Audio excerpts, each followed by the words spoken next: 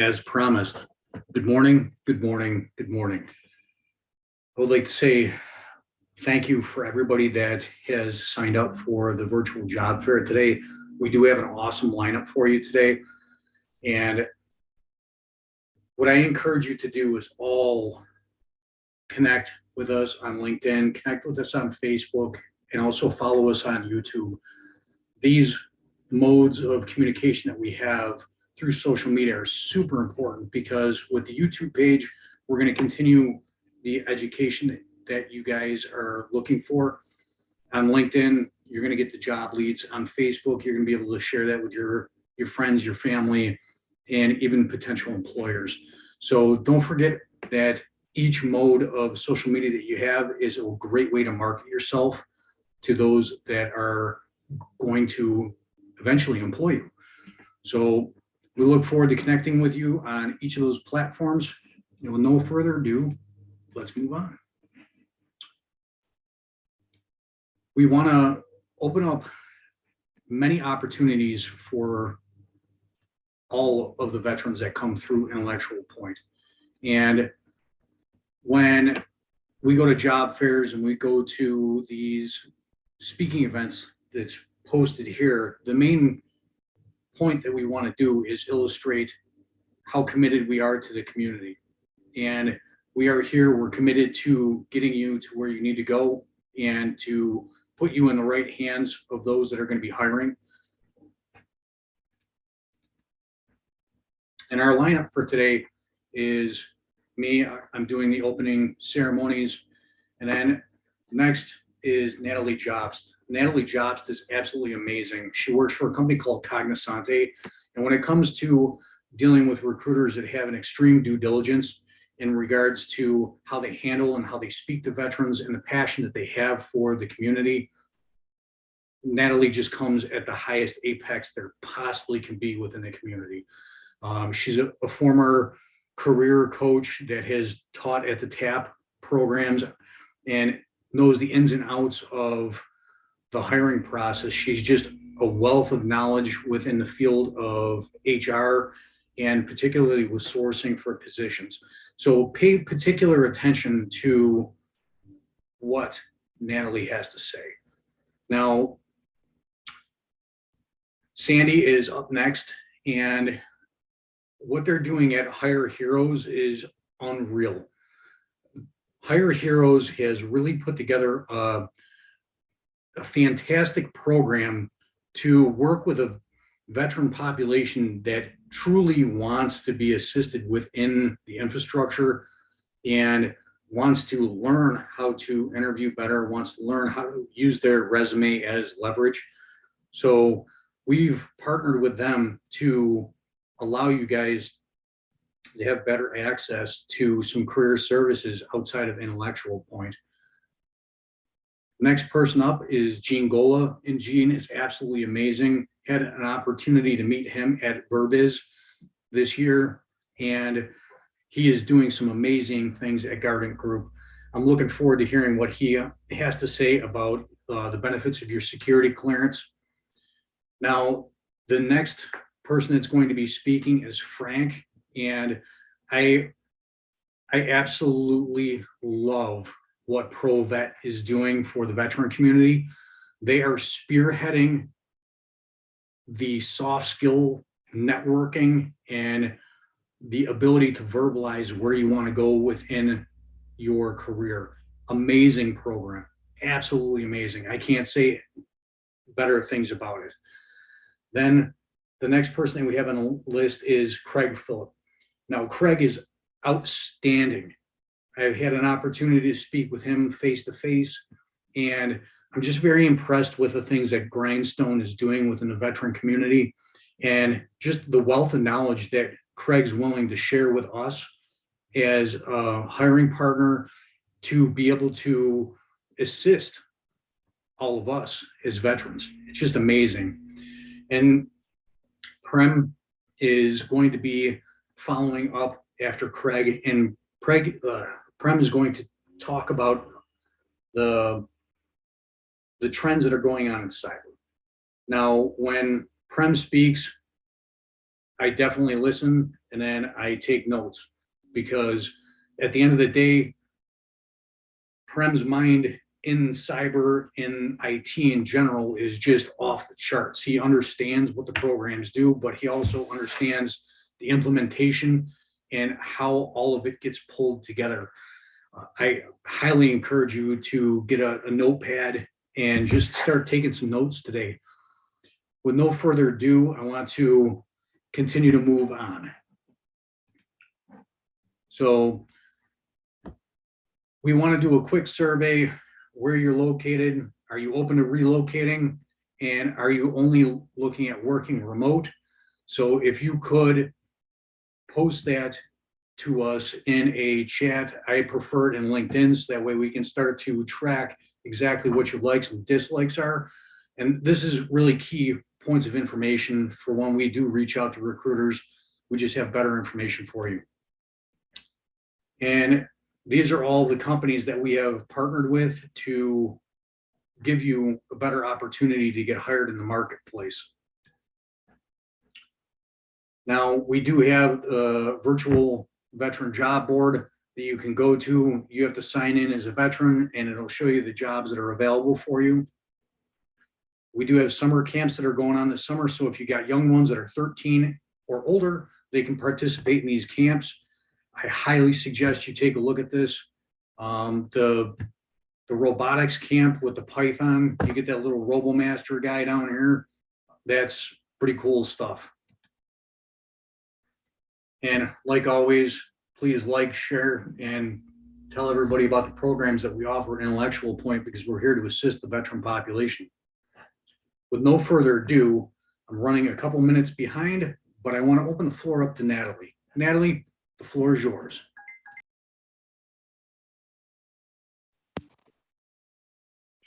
Hi, John. I don't see myself on camera yet, so I don't know if you all can see and or hear me.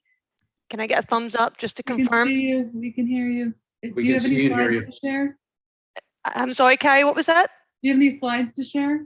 I sure do. I just want to make sure that I'm not jumping in when I'm not supposed to, because I can't see myself, but I'm going to share my screen if everybody's okay with that. Thank you. My name is Natalie Jobs. Thank you so much for that wonderful introduction. Certainly humbled by that, so thank you so much. I'm originally from Scotland, so that's where that accent comes from. If at any point during my presentation there is a conflict, you can't understand what I say, I assure you I will not be offended at any time, and I'm more than happy to repeat myself and make it a little bit clearer for you. Okay, so hi Stephen. I'm going to share my screen with you all real quick just to tell you a little bit about Cognosante, what we do, and where your IT specialties will align for us. So let me do that for you real quick. Share screen.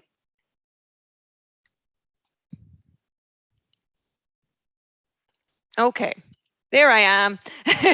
So with regards to Cognosante and our veteran outreach, I am the veteran outreach specialist here for Cognosante. We are a global health IT company, and we also have positions outside of the continental United States. When I say we are a health IT company, what do I mean by that?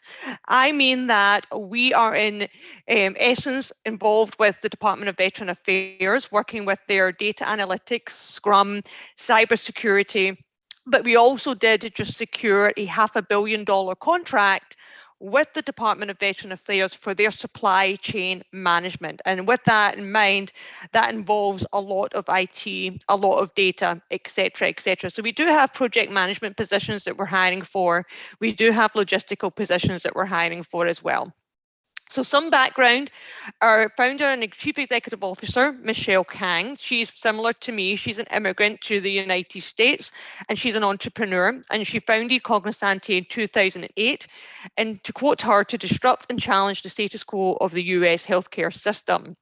So we provide IT solutions central to carrying out national healthcare transformation. So one of our missions is to continue the mission. So to support veterans on the back end of service with their access to healthcare. So our mission, just to give you an idea of all the things that we cover health equity, access to care, delivery of care, and safety and security. So these are what we call our 4/5 pillars of what Cognosante is all about. So within the healthcare realm and IT realm, you may fit in any or all of these pillars within the company. So the impact we make, these are our clients. So we support physicians and hospitals, veterans, military awards, military affiliations, seniors, under-resourced families, and persons with disabilities. And I'm going fast because I don't want to take up anybody else's time, but of course I'll answer questions near the end. These are some of the clients that we currently serve. You will see that we're very heavy with our government contracting. We have access to care for the VA, the DHA, the FDA, all branches of service. You will see that we service all of them here, again, throughout the entire United States and abroad. So we use the term VIPs. So that's value, innovation, performance, and sharing. Every employee within the company with Cognosante, we are considered to be VIPs, and that is our slogan. So our commitment to veterans, let's get to this good part with veterans, okay? I'm a military spouse myself. My husband has served in the United States Marine Corps now for 15 years. Shameless plug for him, he did just take command, so I have been on leave for the past week. So that was a wonderful time for us and the family. So our commitment to veterans, we are committed to the welfare of our nation's veterans and their family members. So what does that mean for you? It means that we do offer a robust benefit system.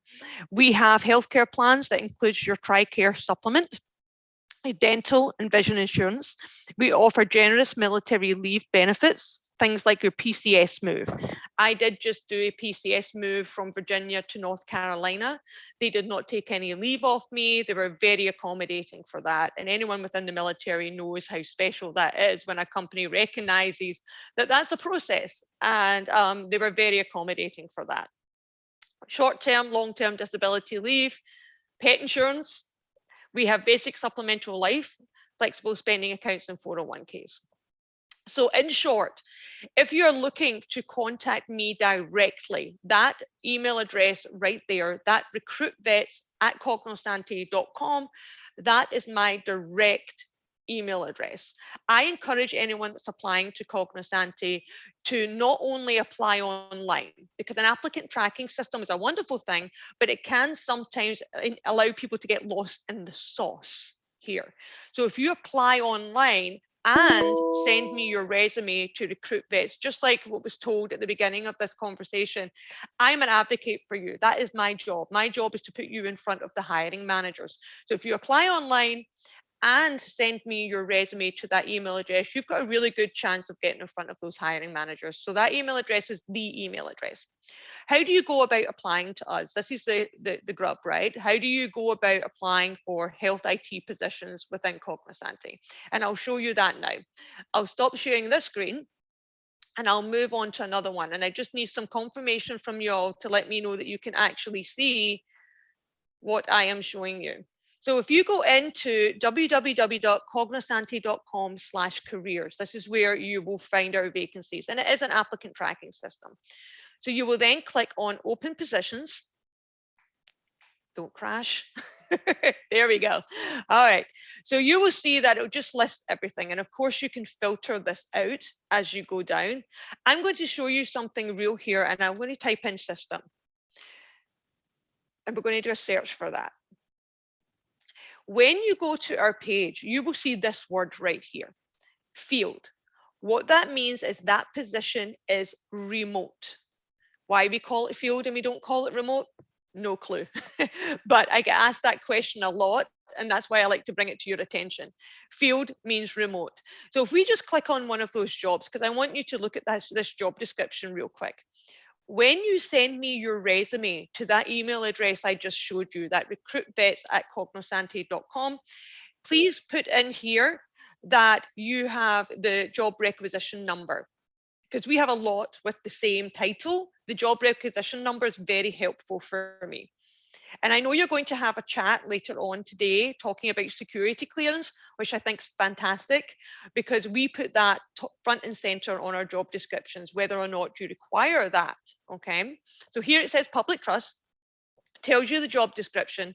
And then if you look down here into the required qualifications, it will give you an idea of the IT certifications that we look for a lot of our positions. So you will see things here, what certifications are required for the job. It tells you, again, preferred qualifications. And when you're applying online, I'm going to stop sharing my screen. I'm going to come back to just me.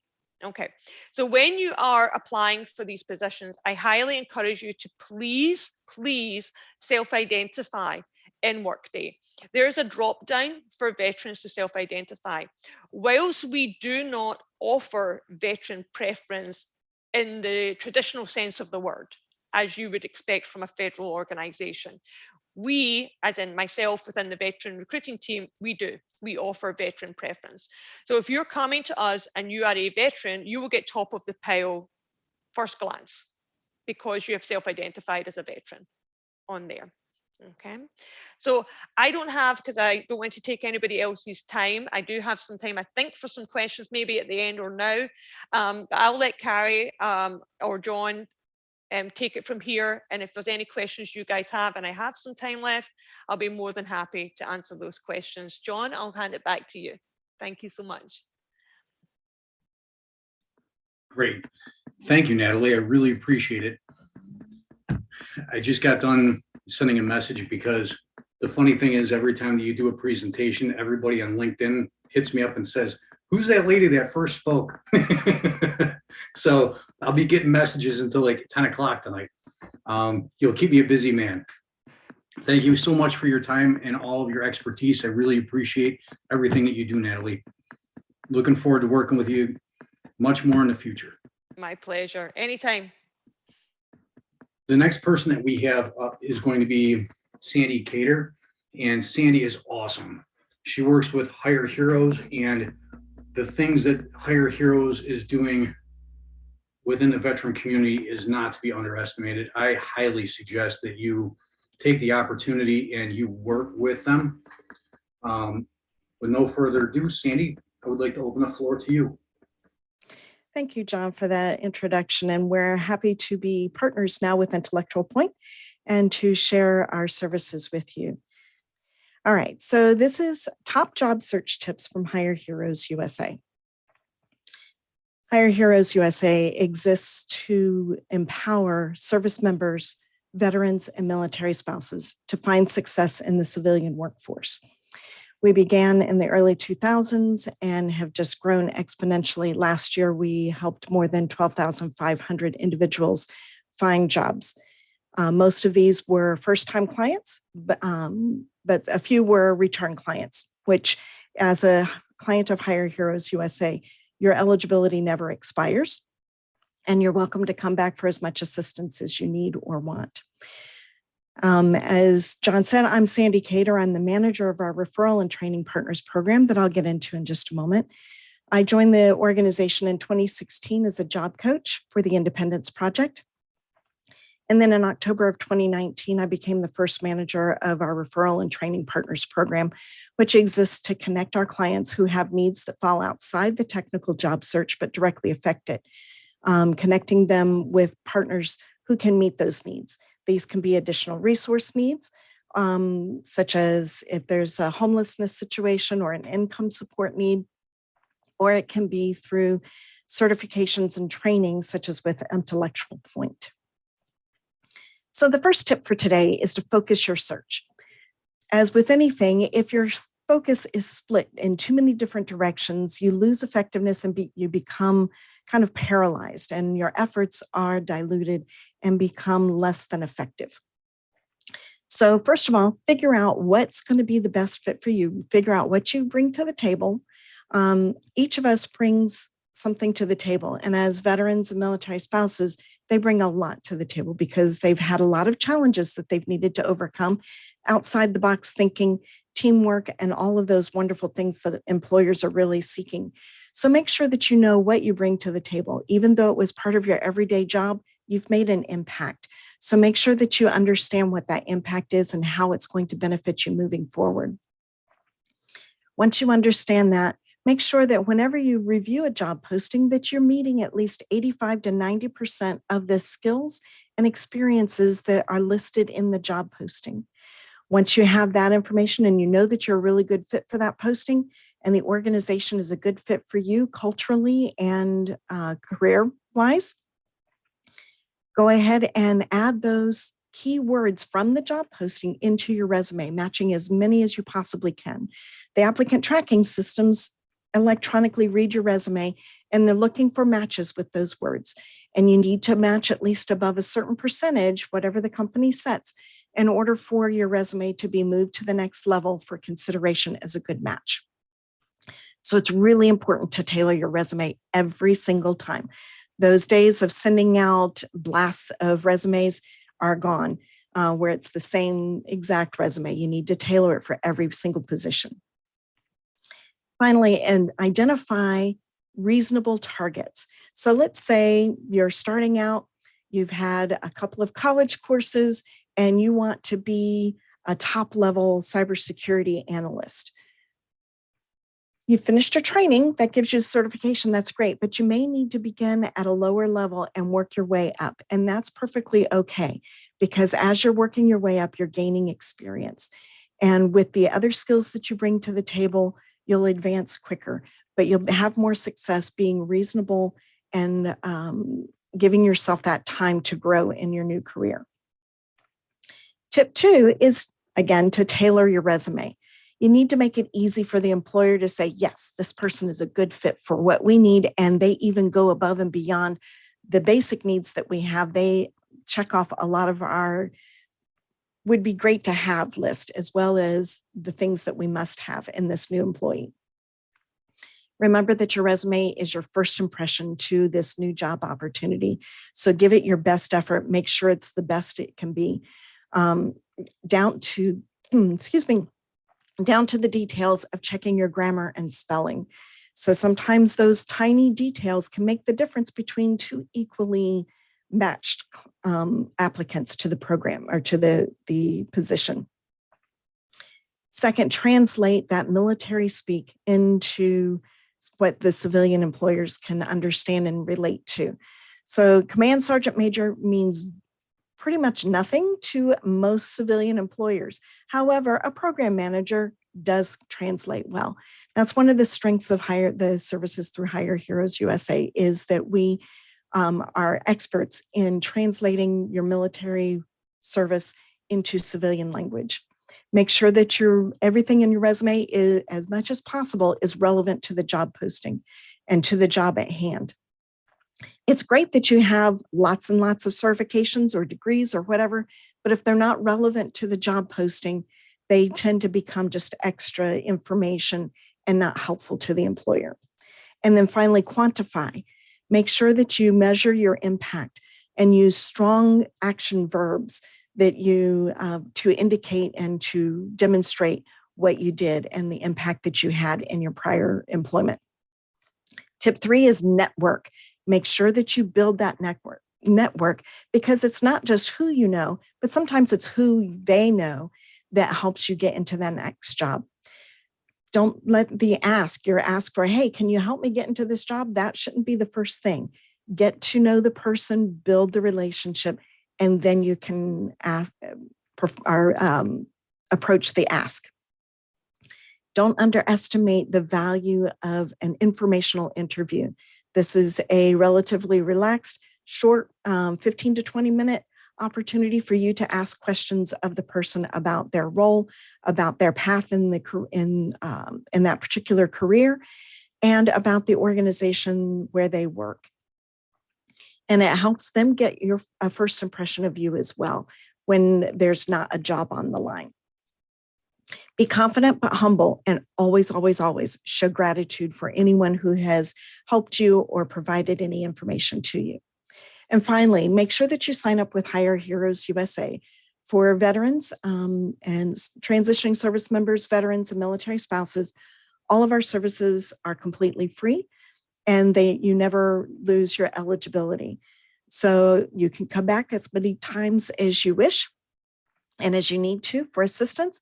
You're welcome to come back. We don't require that, though. We empower you to move forward so that you can take control and take ownership of your job search. Each client receives personalized one-on-one assistance, beginning with a professionally revised resume that has been formulated to get through the applicant tracking systems.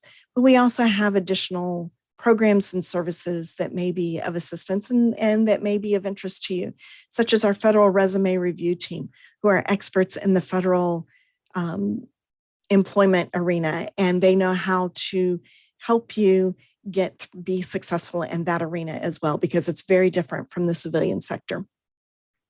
We have the Referral and Training Partners program, who can help you with those additional needs that may come up that directly affect your job search. And then we also have our Serving Spouses team focuses on the unique challenges and needs of military spouses. So if you know a military spouse, they're eligible as well. This is how you can register for Hire Heroes USA. You're going to click on the big red Let's Get Started button and then go all the way through the registration process so that you are then connected with our applicant pool that will be connected with a transition specialist. There are career coaches. You can also track your progress through our system by going back into the registration link. It's called My Track Login, and it's at the top right-hand corner of each of the pages on our website. You can connect that way and see the progress of where your registration is. Sometimes, depending on where, the influx of registrants or when you register in the week, you may be pushed a little bit, but that will let you know where your registration is. When you go through the registration process, about question 8 or 9, I believe it is, one of the screens will say, how did you hear about us? And there'll be a drop-down menu. Please choose Intellectual Point from that drop-down menu so that we know that you came from Intellectual Point and we can follow that. It won't change any services that you receive, but it just helps us understand where our clients are coming from. And then finally, here's some open roles at Hire Heroes USA. And in addition to the roles that we have on our website, which are more working with our clients directly rather than in the cybersecurity sector or IT sector. But we also do have a free job board for veterans and military spouses that you can see the link there, jobs.hireheroesusa.org. And with proof of service, you don't have to be our client in order to access that job board as well. The last I heard, which was a week or two ago, there were more than 40,000 open roles across industries, companies, and locations. And with that, I'm happy to answer any questions or pass it back over to John. Thank you so much for just educating everybody on what we can do to be better in the marketplace.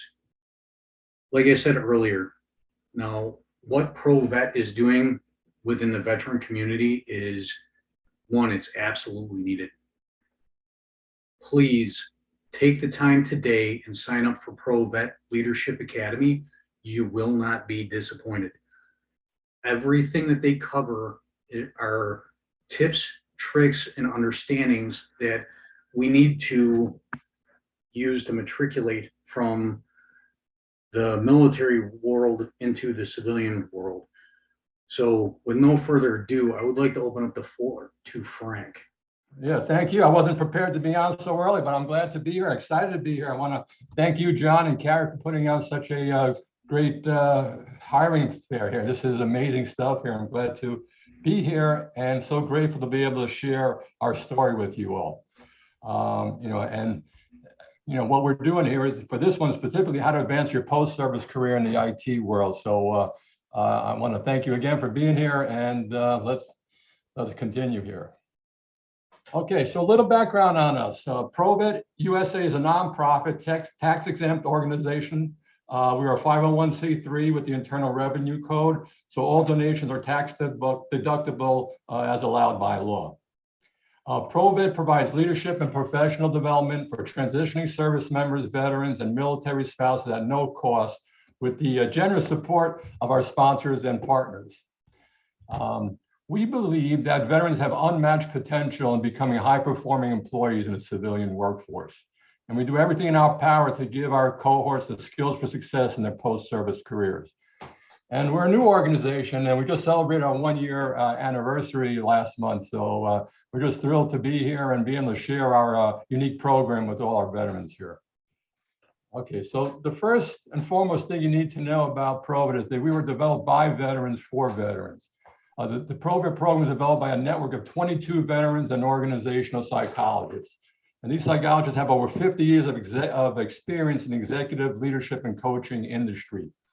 And they interview the veterans, ask them the deep questions, about their transition to civilian life, the experiences, what they wish they knew when they made that transition. So our team of experts, our organizational psychologists, was able to help incorporate this data into our ProVet Leadership Academy training here.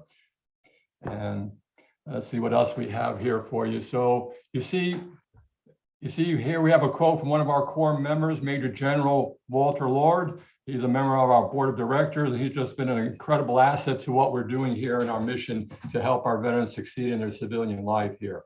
And you see, this quote here, but one of my favorite quotes that Walt says is, ProVet provides the leadership skills that our veterans have attained in the military, or that they didn't even know they attained in the military. That's what we really do, hone and bring it out. Let them know that they have skills that are very transferable into the civilian workforce, and our accountability mentors do a great job of trying to make sure that that's clear on their transition in their civilian careers. All right, so the graph on the left, that kind of in a nutshell what the reason why we started ProVet.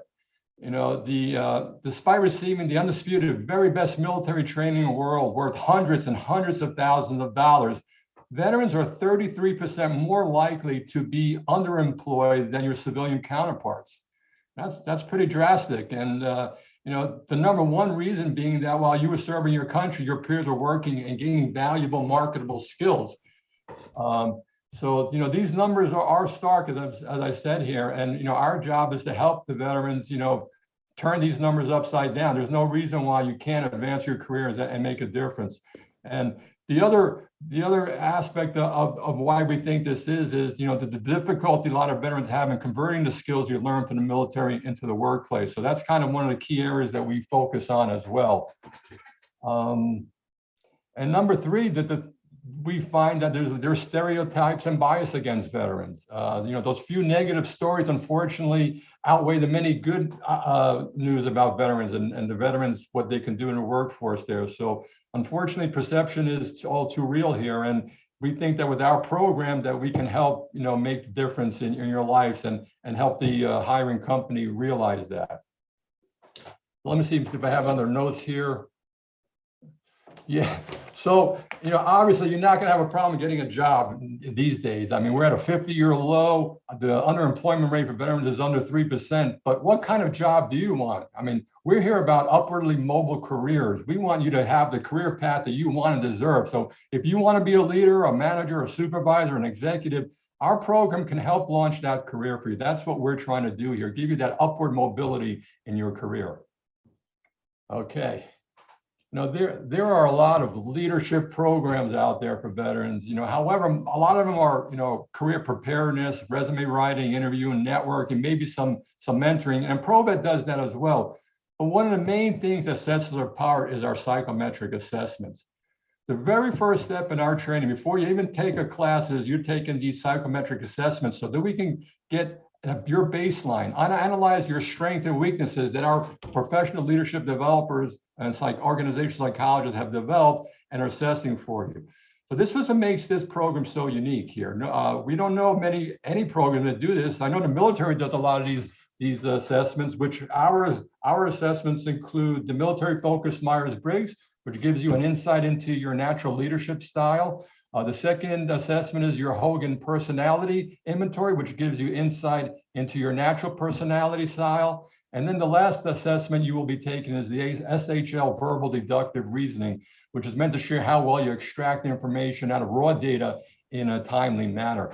So this is pretty unique stuff here that we're doing, and this really drives our program, which I'll get into on the next slides here. But the last part of the assessment that we have created a proprietary battery debriefing of these 3 reports, which really helps you and your mentor figure out what your strengths and weaknesses are, and you can really identify them and apply them into the training we're going to give you over the 12-week course.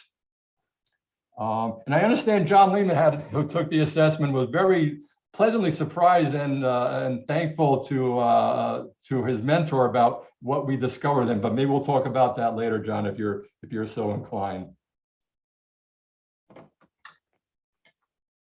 And there is Adam Poe, who is our co-founder of the program. And he is a professional leadership coach. He's actually did the videos, and I'll get to that in a little bit. So as you can see, this is not a typical leadership program. It is not a one-size-fits-all off-the-shelf program. This is a unique program. It's an on-demand 12-week course. You have 48 high-impact micro-learning videos. So we found that this is a highly effective method for you to quickly absorb this new information with brief, focused bursts of content.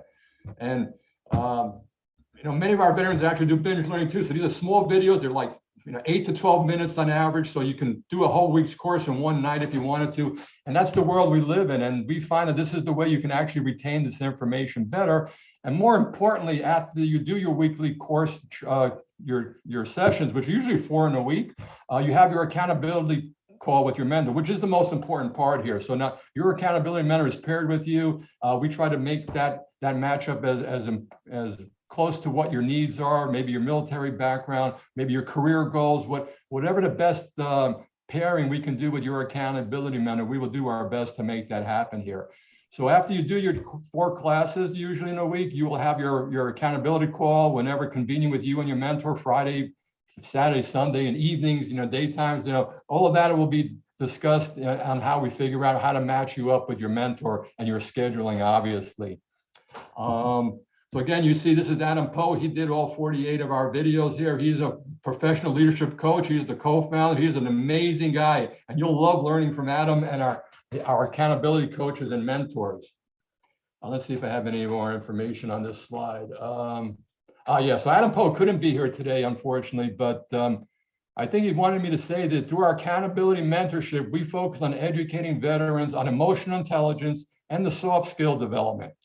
The weekly conversations with their accountability mentors then shift to how they can apply the curriculum to their life, both personally and professionally. So I made sure that I got that in for Adam. So thank you, Adam.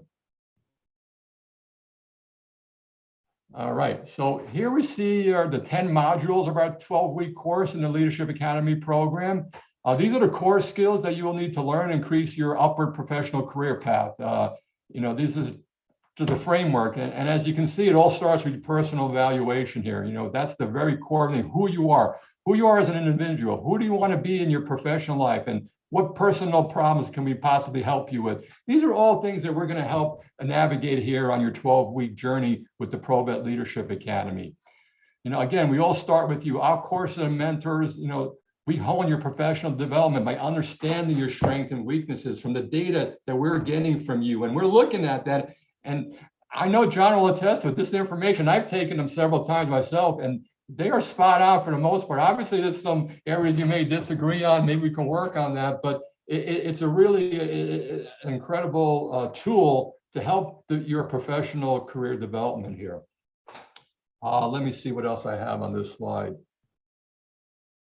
Yeah, again, so, your weekly coaching calls will reinforce what you're learning in the program here. And if you have any problems, any questions, your mentor will be there. You can always go back and take the course again if you need to, and you want to refresh it, you can go back and take the lesson. There's 48 of them over the 12-week time, and they're 8 to 12 minutes on average. So here we see some more items we cover in the program. Again, these are all things we're working on, building on. These are all ways to help your professional career in addition to the curriculum that I showed you previously. And again, we're always working, developing, updating the videos. We have some new exciting programs that we'll be developing later in the year. So again, we're excited to be sharing that with all of you. Okay, the moment you've all been waiting for. some ProVet Leadership Academy graduate success stories. So here you see, again, some of our graduates who had some significant success in their, post-service lives and after going through our program. And again, it's all about getting the confidence to go for these positions, to tell your company that you're able to do these supervisor and management jobs here. That's what we're all about, giving you the career path to take the journey in your professional life here. These numbers are fantastic. We're very excited, obviously, that the success that our graduates had in a short story. And we're just thrilled to be here partnering with John and the group here and making this happen. Let me see what else I have to share with you. Oh, as many of you know, the IT industry is one of the fastest growing industries. So, the need for the industry is to have leaders. We got a lot of programmers, a lot of workers here, but we need leaders and managers and supervisors. So we need to have that shift from being a doer to being a manager of doers. So if you want to be a manager of doer, you want to be a leader in the IT world and cybersecurity world, we think we're going to help you here. And you see in our logo there, we're a career development company here. So a lot of our partners and sponsors want to hire you. And we take a lot of effort to work with our partners and giving them these trained veterans like yourselves who are going through these programs and give you the ability to find upward career jobs and helping our sponsors recruit and retain veterans. So that's a little bit of what the ProVet story is. So again, here is a recap. What we think we have a really truly unique program here. It's at no cost to the veteran through the generous donation of our sponsors and supporters, many of whom, like I said, who will hire you, especially if you graduated from our academy. Okay, well, again, I want to thank John and Carrie and the whole team here for putting this fantastic event here. And I will be sharing the slides with you. And again, we believe that veterans are unmatched potential in becoming higher performing employees in the IT world. So thank you, everybody, and have a wonderful day. Thank you so much for presenting, Frank. And I do want to codify some of the statements that you have brought to the table, Frank. I'm a leader that leads from the front, and I always have had that leadership style since I've been in the military, and then I left the military. The one thing that I do want to say about the metrics tests is that it was ironic and hilarious after I had the opportunity to watch some of the videos with Adam. Now, to set expectations, I think the longest video that I've watched so far was about 12 minutes long. So this is highly digestible for you to break down each day. Most of the videos are anywhere from 5 to 6 minutes long. And it's designed for you to just take things in increment and think about things that are going to slowly change your trajectory within the market. And it helps you understand some of the process of going from military speak to corporate speak and being able to align your heart and your mind and your career trajectory where you want to go. And with the metrics that were tested, all of them align, and Adam is my accountability mentor. I had the opportunity to speak with him last week, and some of the things that we spoke about, Adam spoke truly to who I am in my nature. And after watching the videos, it was ironic because I felt like I knew Adam already just from watching the videos. So there's true testimony in what Frank is telling you. I highly suggest that you sign up for the next cohort that's coming through ProVet and just partake in what they have to offer, because you will not be disappointed. These metrics tests that they offer, if you were to go and pay for them by yourself, they would cost, $1,000 or more. So take advantage of the program that is set up here by the psychologists and by the prior military leaders to help you get a leg up in the IT world. You will not be disappointed. I guarantee you that you will not be disappointed. Frank, with that being said, I just want to give you a big thumbs up. I want to give you, a big brother high five and say thank you for all that you do within the veteran community. Have a blessed day, brother. Thank you. the next person that we have that is going to speak is Craig Phillip. Now, I've had the opportunity to speak with Craig on a couple different occasions, and Craig is just a wealth of knowledge on being able to help you shift your military career into the civilian world. Very much like what ProVet is talking about. Craig also is a subject matter expert in this area. Craig, can you hear me? Are you online? Yep, can you hear me, John? Absolutely. What I'm going to do is I'm going to turn this over to Craig. With no further ado, here's another person that I highly suggest you listen to because he brings tons of value to the table, everyone. Thanks, John. So I'm going to try to present here. Just let me know if you could see my screen. Cool. So thank you, John. Thank you, Intellectual Point. Also, Natalie, Sandy, and Frank. I think those were all great presentations. And I think all of them kind of touched what I hope to give you a little bit more insight on from a IT certification standpoint. So again, my name is Craig Phillip. I am the owner and president of Grindstone. We're a cybersecurity services company based in College Park, Maryland. So a lot of our work is in the DMV, DC, Maryland, and Virginia in cybersecurity and IT. So my story, I think, is kind of unique from a IT certification perspective. My background was not in IT. I transitioned into IT. So certifications was definitely a part of what I used to get to where I am today. And now being a business owner, right, sort of seeing from the other side, especially with a lot of our work and contracts with the government, seeing sort of the requests and the certification needs that the government asks for as we're out hiring for different jobs. So, again, looking forward to, giving a little bit of knowledge, mixed in with, my personal experience. Hopefully it's helpful to everyone online. So one of the first things I wanted to start off with is some of the, misconceptions of getting a IT certification. All right. So, certifications, I think, are a good piece of the puzzle. But if you're going in, you kind of have to level set with yourself and understand a certification by itself. It's not going to get, it usually does not land you a job. Although it, again, as a supplemental, it can increase your salary. I wouldn't go into getting certs thinking that with a cert by itself that you're going to, get a higher salary, right? I think and I'll go into this in my next slide. It's really having a purpose, having a plan. And I think Sandy had mentioned, a focused search. I think the same thing goes into certifications, a focused search, understanding what jobs that you're looking for, what certifications those job postings have, and coming up with a plan that's right for you, right for your professional development and personal development.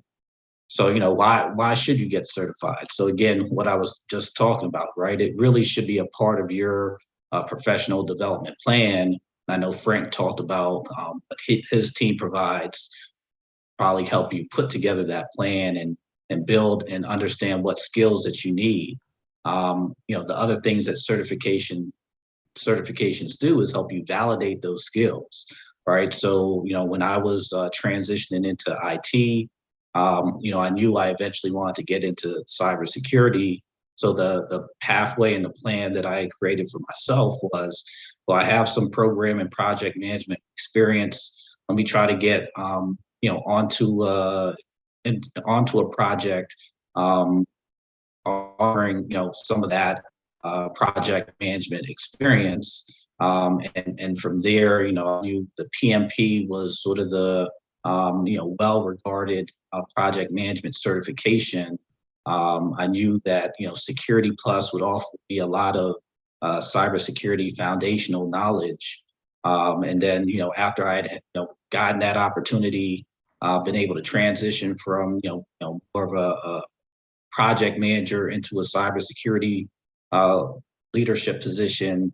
And when I got that experience, ultimately get my CISSP, again, that was a part of that plan that I created for myself, knowing the skill sets that I had right now, what would be the easiest to get on board into a company that was hiring, and then ultimately, self-learning, going to trainings, getting additional certifications to reinforce the skills that I've been building to ultimately end up, in a leadership position, on a cybersecurity program. So, what else, right? So certifications can help you explore, right? So one of the big things for me, all right, I knew I wanted to be in IT, I knew I wanted to be in cybersecurity, but I realized very quickly that's so broad, right? I mean, there's so many different paths that you could follow, being an analyst, being an engineer, architect, pen tester, right? There's so many different pathways. I think certifications offer at least some sort of structure in learning, right? So you could go learn about the certification, learn about the objectives, what you need to learn. And it's a structured way for you to continue to learn, understand, hey, yeah, I actually do like this, or no, I thought this would be one thing, and really it's, I'm not that into it, right? And so you didn't have to make a life-changing commitment to learn that maybe something was right or not right for your interest and your skills. And ultimately, it is a competitive market, right? So what from a hiring manager, one of the things that certifications do, and I've seen this very recently, two people of the exact same skill level, if one has the certifications and the experience, usually the government is more likely to tell us or push us towards getting a person with the certification. So again, when I started down my path, there were a ton of different certifications. There was I do know people with 20, 30 certifications. Usually those people are trainers. But for most of us, right, training should follow some sort of pathway. And so, again, when I started, the Security Plus was kind of that foundational cybersecurity knowledge where they say, an inch, a mile wide and an inch deep. And as you continue your career, if you're, in cybersecurity, the CISM may be the right certification to show, now that you have, that foundational knowledge and experience, you could show that you have a higher level understanding of the management principles to go along other knowledge that you have in cybersecurity, right? There's also, different vendors and vendor neutral or vendor specific certifications. So, before I hopped on here, I went to Microsoft site. I think I came across 29 different certifications that Microsoft offers, right? So again, there's no shortage of certifications. Again, the thing that I try to continue to reinforce is certifications should just be a part of your professional development plan. I mean, because there's so many certifications. If you don't have a plan, you could end up being stagnant and not going any path, or not making the progress that you want to make because you're not sure, right? So that's why having mentors, having other people that you could talk to, work with, that could help you develop that plan and reinforce and push you and make sure that you strive to reach that plan is extremely important. So also there again, domains, role-based certifications. Again, all that's to say is there are hundreds and hundreds and maybe even thousands of different certifications. One of the things that I did was did a job search, find jobs I thought fit what my current skills plus what I wanted to do, and understand what the certifications were. So a lot of research and understanding and doing that research of certifications change, the standing of certifications change. and doing that research to understand, what are the new certifications that are out there that are really sought after. So again, there's no shortage of certifications. In cybersecurity, there's tools specific for Splunk. There's career specific, again, Security Plus, CISSP, OSCP. There's vendor specific, like the 29 different Microsoft certifications I came across. If you're a network guy or gal, right? Cisco has several different certifications that are well regarded and known in the industry. And certain platforms, training providers, CompTIA have, again, their own set of certifications that they have and manage. If you're into cloud, project leadership, like Frank had mentioned, right, there's different certifications that could help, reinforce and add, supplement to real life experience and your knowledge and willingness to continue to grow and learn. So again, just I can't repeat it enough.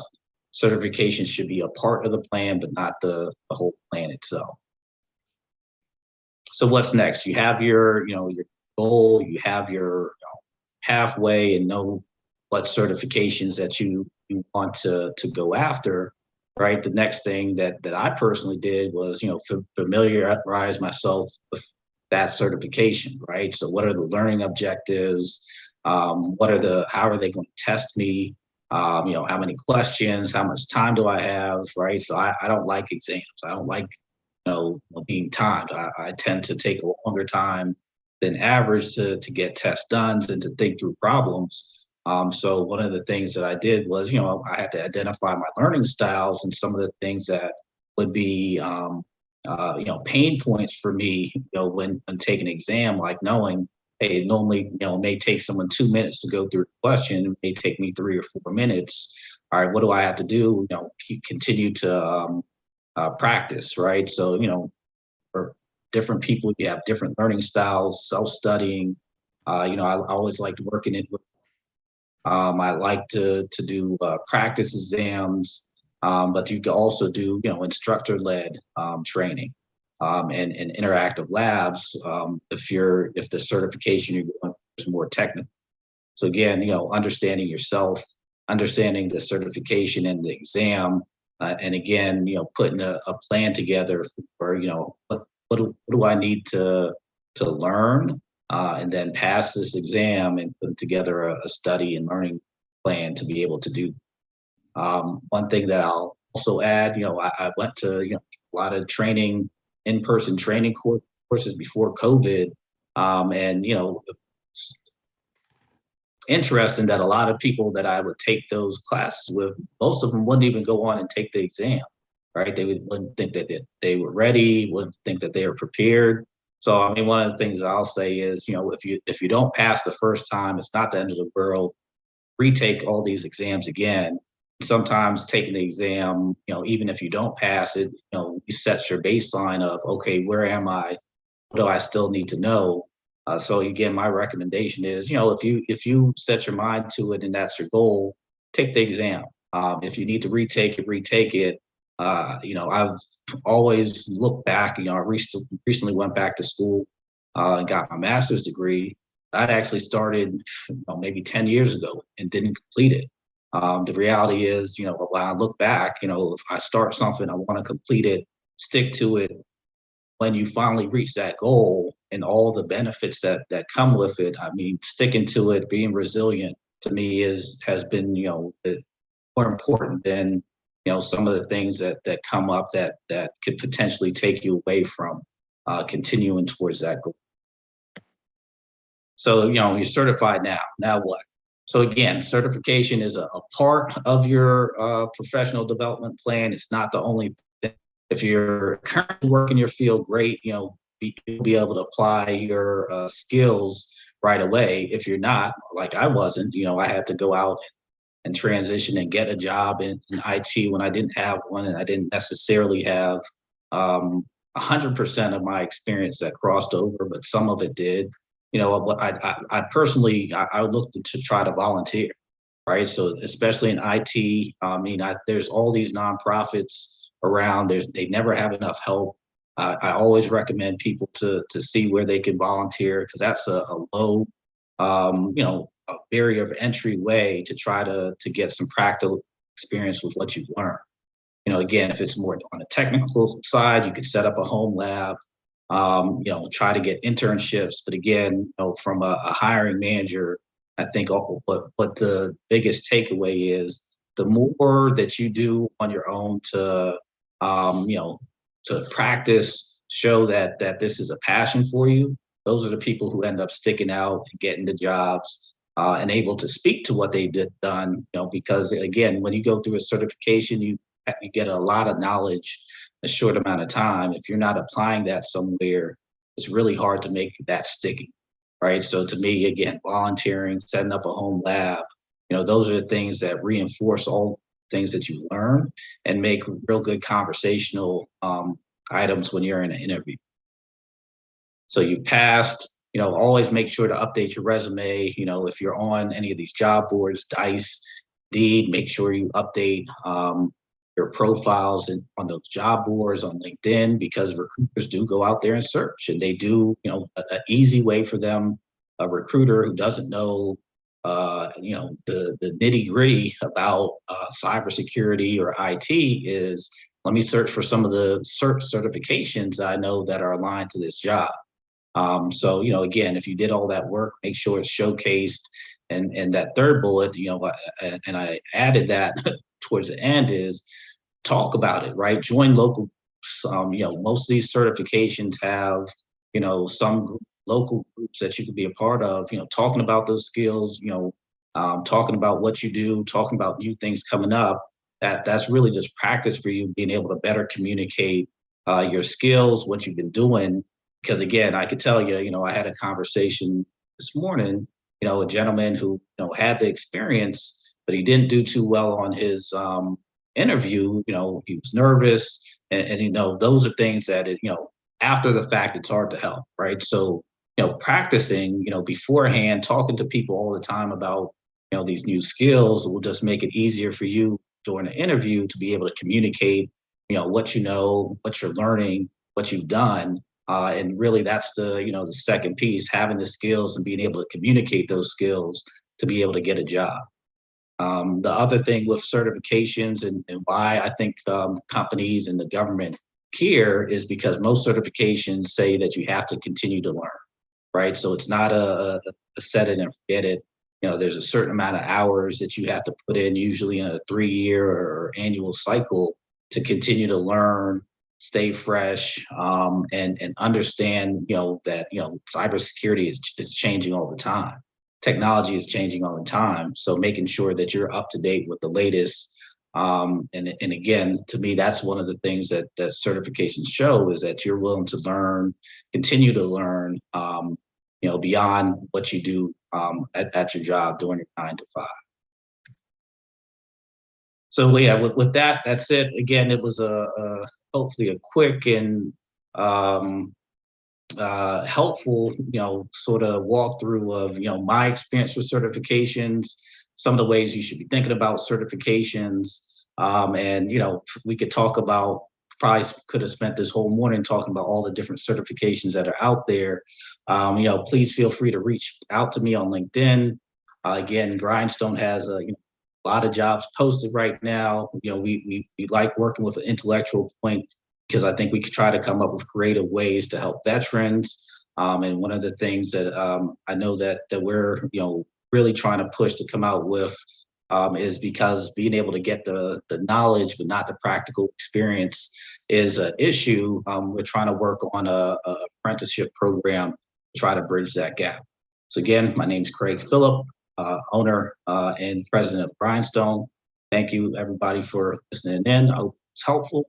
Reach out if you need to. And again, thank you to Intellectual Point and all the other speakers.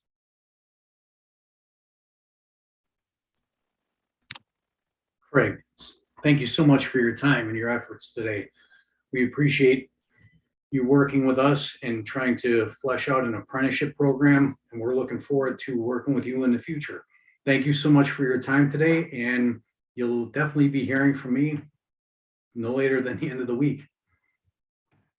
The next presenter that we have is Prem. Now, a couple of things that I can say about Prem is that every time that I come into a meeting or I have a one-on-one conversation with Prem always changes the way that I think about technology and the way that it is implied in the marketplace. Prem also is amazing at mentoring, teaching and mentoring, and being able to show you your true potential. So what I want to do is I want to open up the floor to Prem, and please listen to what Prem has to say, because he knows this market better than anyone that I know. With no further ado, Prem, I'd like to open the floor for you. Perfect. Thank you, John. Can you guys hear me and see my screen? Yes. Awesome. All right. So I get the opportunity to go a little bit longer since we had one speaker who could not make it.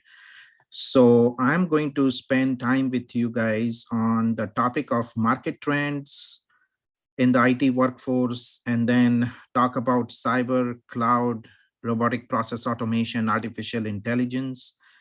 And most importantly, I'm going to give you a lot of tips on how do you get a foot in the door in these jobs, even if you are a person who doesn't have a lot of experience. What are the things you should be looking at from putting your best foot forward? And then I'll leave you with some resources. And at the end, we will open up the job board where we have the actual job positions. So let's go ahead, get started. And if you have questions, put it in the chat, or I'll open it up at the end and you can unmute and ask.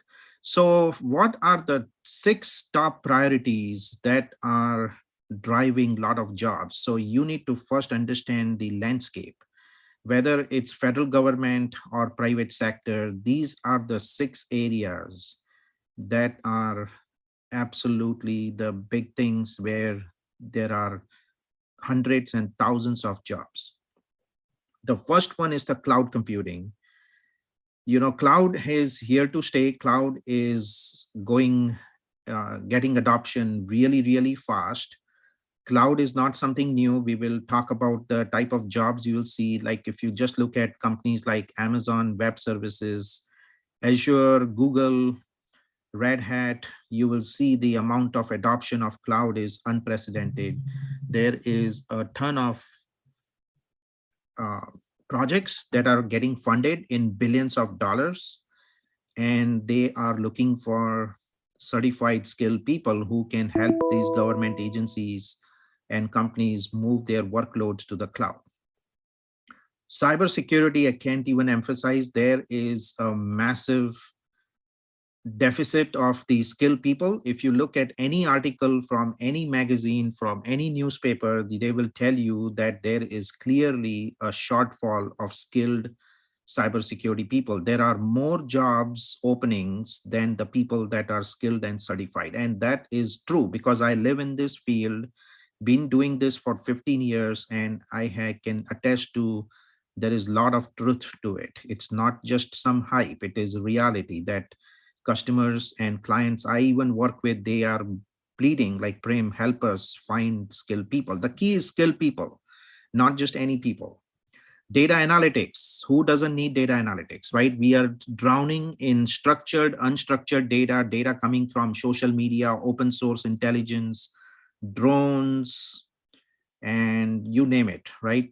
Pretty much data is getting to a place where the customers and agencies are not able to move fast enough to make sense of that data. And you know, if you have seen the new trend in the public sector agencies, they are hiring folks with the title of CDO. CDO is a Chief Data Officer.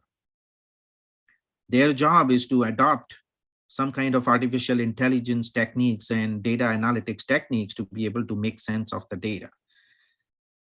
Data center itself is exploding. There are so many new data centers that are coming into existence. I live up in Loudoun County. If you are up in Ashburn, Sterling, Loudoun County, if you drive around the Loudoun County Parkway, you will see unprecedented construction that has been going on for last 10 years, and the number of data centers are just exploding. If you look at San Francisco, Texas, Florida, all of these places. So they are looking to hire people who can manage servers and storage and all kinds of data center technicians. So there is a fantastic opportunity for you to look at that. And then artificial intelligence and robotic process automation is the future. There is ton of hiring already happening. There are billions of dollars that are being earmarked for AI projects, especially within federal government. And then network modernization has to happen because the adoption of 5G, the new wireless standards, emerging technology requirements, and more importantly, to make sure the network is resilient to all the new cyber attacks. So you have to find your swim lane. That's the first thing. Out of those 6 areas, you have to first make a decision. What are you going to pick as one of your specialty, right? You cannot be good at everything. You cannot be expert at all the 6 areas. You can know information in all the areas, but you need to pick one swim lane. What is happening is we see a lot of job rotation. So if you know, with the pandemic, with COVID, there has been a substantial change in the job landscape. So the industries that are losing the jobs are food and beverage and retail and clothing and automobile services and travel and attractions, hospitality, because of obvious reason, right? All the concerns about the COVID and lockdowns in China and monkeypox, and there is lots of different things. I mean, we can't get over the pandemic. So that sector is suffering, and you must be hearing in the news the lot of inflation and also talk about recession next year. So all that is true, but one thing that is not being discussed is the explosive growth in the IT industry, because nobody's talking about that, but IT industry is booming. If you look at the earning of Amazon and Microsoft and AMD and NVIDIA, I mean, all these companies that are in, or even Palo Alto Networks, they are just crushing the numbers because their business is just exploding, right? And so what you want to do is you want to be on that side of the fence where there is a lot of action, and you want to quickly transition and not wait, because a lot of people come and tell me economy is terrible, I'm not getting the job. I said, there will never be a better time to be in IT than what you have today. This is the absolute boom time. It's not recession by any means in IT. So how do you get in the IT space? So there is always the question I get is, I don't have a 4-year college degree. I don't have the bachelor's and master's and PhDs. The bottom line is, doesn't matter. The people who are getting attacked by cyber hackers and cyber criminals are not going to wait for a nice sunny day for you to get your bachelor's and master's and say, okay, we will just wait until you get your master's degree, you graduate with a 4.0 GPA, and then we will hire you. It is impractical. If you are the customer, you are getting hacked, you are worried about all this Russia retaliation. You see in the news, President Joe Biden talking about the US companies are at risk, US government agencies are at risk. Every day they are telling you. So why would a company sit there and wait for a college degree when they can get somebody who knows how to do the job and can do it today and has the clearance? So if you are a veteran who has the clearance, has the skills like security plus ethical hacking, you know the tools, you get certified, you have the micro credentials, you are as ready as you can be. What is that 4-year college degree going to do to you that you cannot do today? So you have to be practical. I mean, there is a lot of people with mind block, like, oh, I don't have a degree, so nobody will hire me. I completely disagree with that. There are companies that will not only hire you, they will pay you more than somebody with a bachelor's and master's if you can get the job done. The ultimate question is, can you get the job done? Because I am not paying you how many degrees you got. I'm paying you for keeping me safe if I'm hiring you as a cybersecurity professional. If I'm hiring you for artificial intelligence, I want you to develop some automations and AI for me to be able to benefit and be more profitable or help with my agency mission or whatever it is. So ultimately, you have to let go of your mind block that you don't have a college degree or you don't have a college degree in IT or cyber or any college degree related to the profession. So here are the data points, right? I'm not just making things up. As you know, I always do my research. So I look at all the top companies who have all the money in the world, like Google's and the Netflix and the Teslas and the Apples and Palo Alto Networks and you name it. I mean, Microsoft, and they are very clearly telling in the news that we are looking for people who have the credentials, can get the job done, and we don't care about the college degrees. Just look up Elon Musk and his attitude towards how he hires people. Look at companies like Apple, right? They are not sitting and waiting for 4-year college degrees. They are hiring people, and I can show you examples of people who don't even have an associate degree, but they are making way more money than somebody with a PhD. I have many data points. So hopefully that gives you some peace of mind that yes, you can make it happen. Now, I'm not by any means saying that degrees are useless.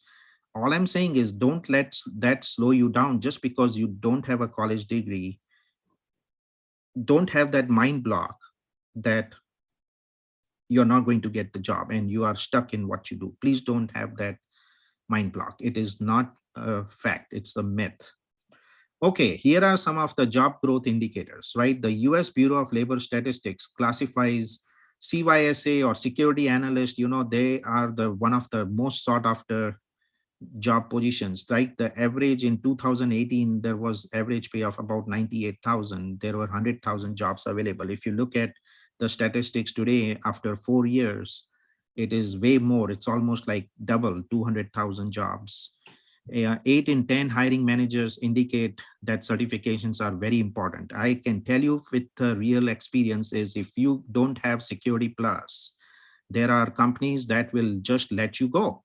It doesn't matter how smart you are. You work in DoD, you work in the intelligence community, you don't have baseline certs, your logins are turned off, and they will not let you touch the systems until you prove you have the right credentials, that the baseline skills, because there are a lot of people who just don't have the right skills. They touch the IT systems, and all it takes is one person who's not properly skilled to jeopardize the security of the entire company. And you have seen over and over all these big attacks happen. They are not too sophisticated. All they require is one employee who is not watching, who is not thinking, is just opening those attachments, clicking on those spear phishing links, and opening a file with ransomware, and the entire cybersecurity goes out the window. So we need to collectively raise the bar when it comes to the education of people from cybersecurity perspective. You are not going to make it if you have too many weak links in the chain. You have to strengthen the chain by lifting the overall knowledge level and awareness of the employees in cybersecurity, right? And they are growing at 28% growth rate at cybersecurity jobs. So here are some of the very popular IT support jobs and desktop support. Basically, there is a lot of people who start as a help desk technician, and they actually come and ask me, Prem, I graduated with a cybersecurity certifications, but I don't have the experience, but somebody's hiring me for a desktop support, for help desk, for tier 1 tech support, for technical support engineer, right? Field service technician. Should I take this? I would say absolutely take that job. You don't need to worry about it. All you need is to get a foot in the door, get on the job, play with the real tools, understand how to analyze the data, how to troubleshoot the systems. And literally 6 months, 1 year into the job, you are going to be chased by so many employers who are now going to want you to work in a SOC. So there is a lot of people with a mind block, like, no, I'm not going to take a help desk job. This is not what I went to school. This is not why I did ethical hacking. This is not why I did all the DevOps pathway. Remember, this is a small little bump in the road where you are trying to become a cybersecurity engineer. But if your companies are having a mind block that you don't have experience, let's overcome that. You already have the certs. Why would you not want to get into help desk, learn the ropes, see how to support customers? It's a very good skill. Learn what kind of problems are happening, how to troubleshoot, and it will hone your skills. When you get in the SOC, you will be so much more confident and you will not feel nervous. I can tell you that. So there's nothing wrong to accept a help desk position, and you have to let your ego not come in your way. And remember, every opportunity is a learning experience. So talking about cybersecurity, there is a whole pyramid, everything from basic entry-level jobs where you could be an intern or you could be a SOC analyst, all the way to becoming the CISO or CSO, Chief Security Officer.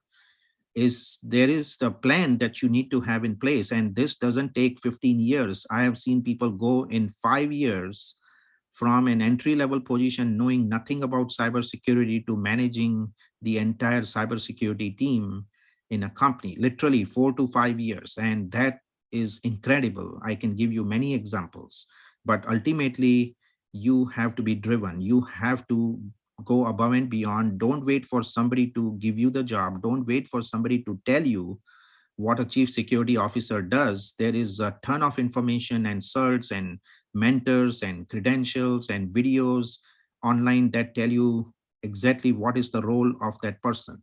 So the way I got ahead in my career is I didn't wait for somebody to give me that title. The way I did it is go and start doing things for the title that you want. Don't wait, just do it. And people notice, like, look, you're already doing what, let's say you want to be a penetration tester and you start working on individual projects. Now, I'm not saying go and start hacking things without people's consent. You will get in real big trouble. Please don't do that. But there is nothing stopping you from doing projects at your own home, in your own virtual environment, for your own family and friends with their consent, and be able to find vulnerabilities, fix the systems with patches and update do red team kind of jobs, blue team, use Wireshark, Nmap, and put that on the resume. And that is experience. And when somebody wants to hire you and say, have you done scanning of the machines? Have you done patching and all that? You say, absolutely. I can show you all the tools that I've used. And this is what I've been doing last 6 months. And I would love to come into your company and start helping you on a bigger scale, right? I mean, so there is absolutely zero roadblock there. You don't need to wait for somebody to give you experience. It's like a chicken and egg problem. I get people always asking me, I don't have experience, nobody wants to hire me. I say, why don't you break that loop? You create your own experience. You work as an intern, volunteer for some of your time, do some projects at home for your friends, for your family, put it on the resume, create a nice video, create a blog, talk about something you found while you were doing the scanning the machines. So the bottom line is you have to be self-initiated. That's a very important skill. No school is going to teach you. The self-initiation comes from within. It comes from your passion. It comes from your ability to enjoy what you do. You don't need to wait for somebody to give you an offer letter to develop a passion, right? You think about what would you do even if nobody paid you. You like the stuff so much. You like scanning machines, you like hacking, you like using Splunk. I mean, what is that 1 or 2 things you just enjoy, right? And start doing it. So then you start mapping it to a specific role. Like somebody other day told me, Prem, I'm very good at math. You know, everybody hates math, but I'm really good at math. I love those complex math. I'm not talking basic math. I love calculus and all kinds of things, but I don't want to be a math teacher. I don't want to be a mathematician or just math. I want to apply that math into some IT field. Guess what was my recommendation? I said, do you know where you would be excellent fit? You become a cryptographer. You go in cryptology. You actually work as developing algorithms like AES 256, RSA, all these are math heavy. I mean, just imagine, and the guy had no idea. He was like, oh my gosh, so I can have a job in cybersecurity because I know everybody hates math, but I love math. So you will be surprised. You may like something and there is a position for you within IT. The main thing is you have to ask yourself first what you are really good at. So if I tell you, come to me and tell me the top 3 things you really, really enjoy, and nobody would train you, you would still do it. Nobody paid you, you would still do it. And then you say, Prem, how can I use those skills to apply to cyber and cloud and AI? And I can help you map that, right? Because the main thing is a lot of people don't know how to map their current skills to the jobs, and what they feel is they have to start from ground zero. I don't think you need to start ground zero. If you have been working in the field, even if it's non-IT, there are a lot of positions.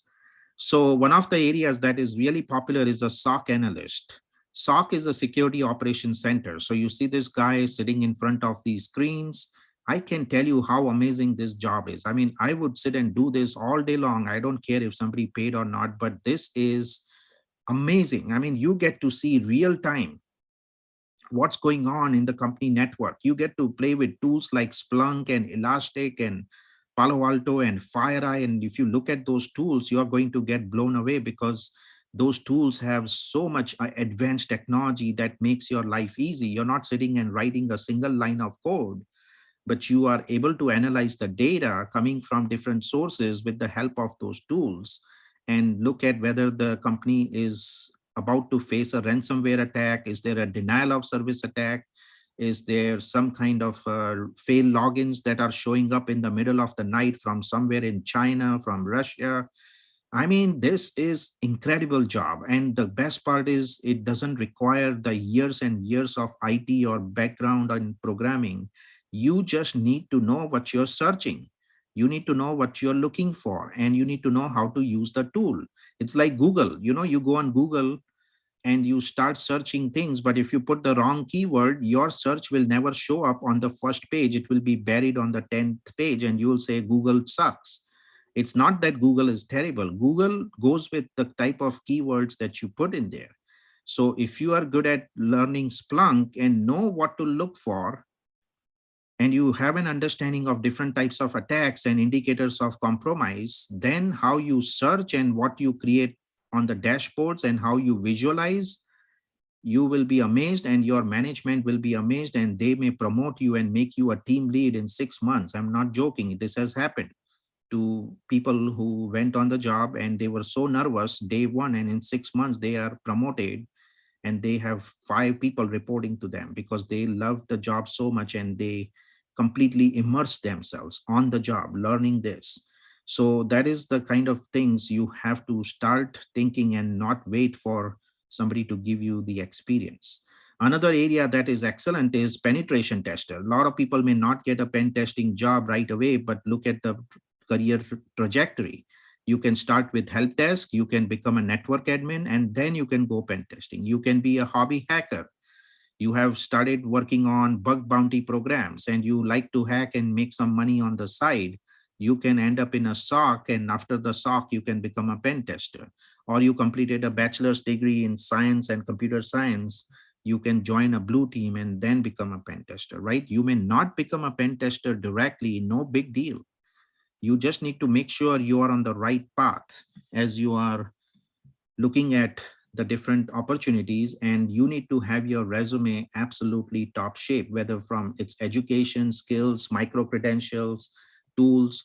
If that resume comes on my desk and if you tell me you have played with all these tools, which you have, if you've taken ethical hacking course or Pen Test Plus or CYSA, you cannot tell me that you have no clue about these tools because you have a full lab environment that was given to you with Wireshark and Nmap and Burp Suite and Kali Linux and you name it. And it is crazy if you don't step up and take advantage of these tools that are being presented to you. I mean, if you just pass the exam for the sake of it, then your nervousness is going to show in your face when you are going to be going for interviews. But the people who really step up and continue to practice even after they pass the exam. So I can tell you examples of several folks that we have placed They said, Prem, I passed the exam, but my real learning starts now and I want to build a whole home hacking lab. How do I do it? I don't have a lot of money, but Prem, I would love if you can give me some tips where I can install all these tools and have my own dedicated lab. I want to spend time next 3 months really playing with these tools and doing some projects. And believe it or not, when I worked with those people and gave them, guess what? They not only got a job in 3 to 4 months, but today they are leading some really big teams. Actually, one guy is at Accenture, another guy is at Booz, and these were the people who started with nothing knowing about cyber. They came from working odd jobs as a cashier in a grocery store. I mean, just think about it. And today, if you looked at the LinkedIn profile, you will not believe that this guy 4 years ago was a cashier, had no skills, and literally was a school dropout. But today he's leading a team of all these smart people at a top company and making a ton of money, right? It is all possible. I can show you all these examples. I don't make things up. So junior penetration testers, right? These are another area you can get in. A lot of companies may give you a break and say, yes, we will hire you as a penetration tester, but you will be under the supervision of some of the top hackers in the blue team and red team. Would you be interested? Yeah, the pay may not be good. You may only make 60,000 or 55,000. I were you, I would take that job in a heartbeat, because now you are getting to work with some of the smartest people in the world who are professional pen testers, and you are going to be part of that team. You get to learn the ropes, and in 6 months to 1 year, you can double your salary. You can be at 6 figures, right? This is what is happening. I can show you people who have done that. We had one of our own employees at Intellectual Point. She used to be at Starbucks. She left that. She came and worked for us. She learned all the certs. She got a job as a help desk, and today she's a professional pen tester with zero prior IT background and in a very good company up in Northern Virginia. Threat analysts, they are always required, right? You heard about all the Russia and sanctions and everything. So the threats are everywhere. There are massive ransomware attacks that are happening. There is a ransomware attack every 11 seconds. There are thousands and thousands of ransomware attacks on companies every day. They don't talk about it. Doesn't mean that they don't exist. Actually, people talk about COVID as a pandemic. There is a cybersecurity pandemic that has just exploded in the last 3 years, and nobody wants to talk about it. But there is a pandemic on cyber. Companies are getting infected very, very fast, faster than even COVID. Their systems are getting infected. They are worried. They can't sleep at night, right? This is real. You don't have to believe me. You just ask the people who are in the field and say, does your chief security officer have a concern about cyber, and does your executives in the leadership team are worried about cyber? And they will tell you, absolutely. They are so worried that I can't even tell you how much badly they need help, right? Just because they're not talking openly doesn't mean everything is hunky-dory, right? So the question is, how much money do pen testers make, right? And if you don't have to take my word for it, just go on payscale.com or salary.com and look up years 2019, 20, 21, 22, and you will see a big range, all the way from 55,000 to 133,000, or even I have seen as high as 180,000. Now, if you have security clearance and you are in, let's say in Washington, DC, Virginia area, then your pay is going to be way higher than somebody without a clearance and working out of Las Vegas or maybe somewhere remote in Minnesota or something, right? So I cannot tell you that everybody makes 6 figures, but it also depends on the cost of the living. It depends on how big the company is, how desperate they are, and which geolocation they are in, right? And then, of course, they throw in a ton of bonuses and commissions and tuition reimbursement. Especially if you work for a smaller company, they may even give you stock options. If you work for, let's say, CrowdStrike or Sentinel-1 or Palo Alto, they have stock options, and you can become very rich if that company gets bought out. Like VMware got bought out by Broadcom for $61 billion just 2 weeks ago. right? Even though VMware is not a startup, it's a massive company, right? But there are many small companies that are getting acquired by bigger companies. A good example is Mandiant Corporation was acquired by Google, and Google paid very, very big premium, almost $5 billion for Mandiant. And Mandiant was part of FireEye. FireEye is now called Trellix. You know, there is a lot of renaming, splitting. There is so much action in cybersecurity. I mean, you can't just be sitting on the sidelines and watching. You need to be part of that action. So there are some free tools people get. I understand, they say, I don't have a single dollar, Prem. You want me to learn all this, but I am broke. I don't have a job. I am even homeless, and I don't even have money to pay for food. How do you expect me to pay money for all these expensive tools? Everything you see on this slide is 100% free. Burp Suite, Metasploit, Nessus, SQL Map, Nmap, Kali Linux, Wireshark. You don't have to pay $1. You just need one computer, one laptop, or one PC that you can buy in $500 or $600, and you are in business, right? You don't need to sit there and spend $100,000 to become smart on this. This is the best part about cyber, is no other field will give you ability to learn so much with open source tools that you will literally use on the job. So you don't need to relearn anything. Like you go to some place, they said, yes, we use Kali Linux, we use Burp Suite, we use Wireshark, we use Nmap. There you go. You learned everything on that, and you get the same tool set, and you are in business. And you may just have to learn maybe one or two other tools. But if you already know 5 tools, what's the big deal in learning one more tool?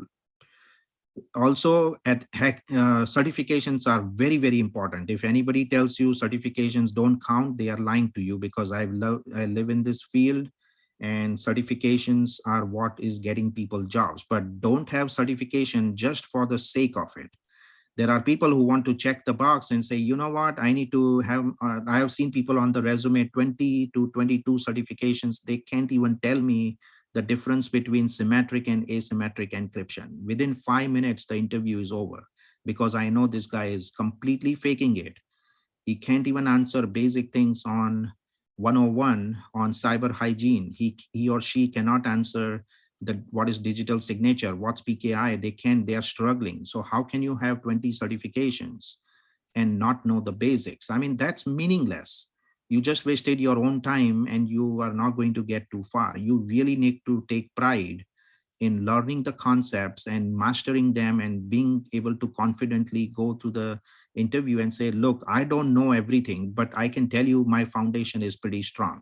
And if you give me an opportunity, I'm going to step up like you will not believe, and I'm going to be so proficient. You just have to give me a break, because I'm a self-learner. I don't need somebody to hold my hand. Here is the evidence. I've completed Security Plus, ethical hacking, Splunk. I have spent time, 3 months, 6 months on this. I have already taken the first step. I'm ready, as ready as I can be for the job. Right. So again, there is a lot of certs. As the previous speaker said, don't just do certs for the certs. You just have to map your own path. And a lot of people come and say, Prem, I got Security Plus, I like to go for A+. I say, why are you going reverse? You have Security Plus, you don't need A+. You have to move forward, not backward, right?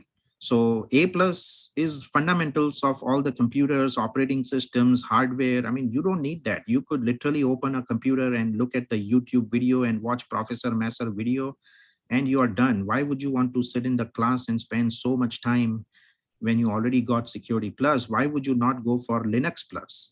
Because you have zero knowledge of Linux. I would rather have you spend time on learning Linux or pen test or CASP, and that way you are progressing further and not going backward.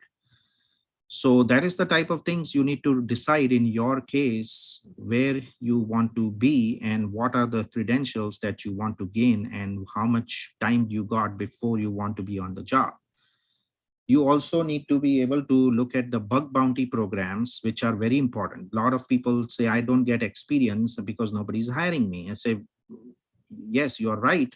But why would you not join HackerOne or whatever those the crowdsourcing programs? There are so many of them. Synac is another one. Just go on Google and type cyber bug bounty programs and how do I enroll. And if you have your SEC plus CEH and you have a clean background, as long as you don't have any criminal records, you could join and you could start small. You get some experience, you get paid for it, and you can put that on the resume that you are part of the bug bounty program. And by the way, you found some vulnerabilities for Tesla, for Starbucks, or whoever. And here is the evidence that I am not lying, because they give you the letter saying that, yes, you got paid and here is what we accepted. So you have full evidence, and that is a real experience. You don't have to wait for somebody to give you the job.